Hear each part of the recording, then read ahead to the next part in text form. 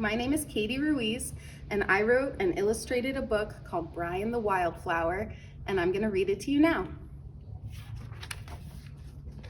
Brian the Wildflower. There was music coming from the garden. It was Brian the Wildflower.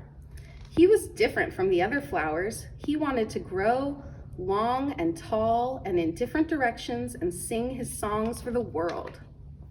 Brian's stem grew wild and tall. His colors were bright and brilliant. He sang his songs for the grass, the bugs, the worms, and the dirt. Brian saw Bumblebee flying high through the garden and asked her what she had seen. "You have wings and you can see beyond the garden. Tell me what it's like." Bumblebee answered, "The world is dangerous for a flower outside of the garden. It is better to stay where you have good dirt, water, and fresh air." Bumblebee flew high on above him to the world he couldn't see. Brian decided to ask the grasshopper since he could jump high above the garden. "Hello, grasshopper," he said. "Tell me what it's like up in the sky when you jump." "The sky is no place for a wildflower," said Grasshopper. "Stay here with the other flowers where you can sing your songs and be happy." When the winds came, Brian felt the breeze and had a yearning to have an adventure. Brian knew that a flower's life is short and autumn would come.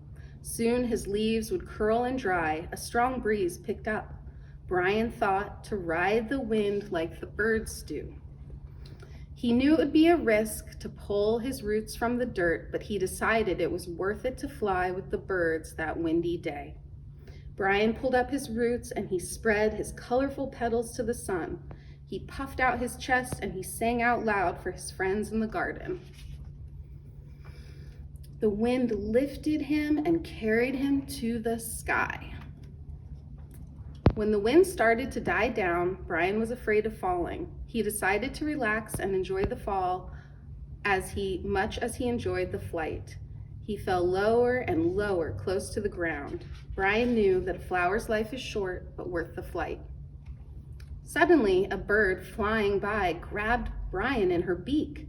The bird carried Brian to a high tree where she was building her nest. Mama bird used Brian to make a nest and hold her eggs.